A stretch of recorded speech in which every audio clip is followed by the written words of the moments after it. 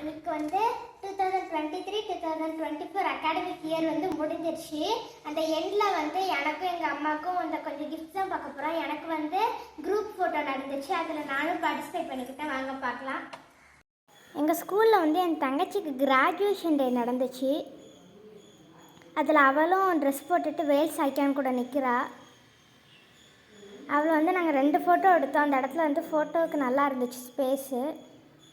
அப்புறம் இது வந்து என்னோடய தங்கச்சியோட ஃபோட்டோ ஃப்ரேம் கிஃப்டாக வந்துச்சு அவள் பர்த்டேக்கு. இது வந்து அவளோட ஸ்கூல் குரூப் ஃபோட்டோ ஃப்ரேம். இது வந்து என்னோடய குரூப் ஃபோட்டோ ஃப்ரேமு.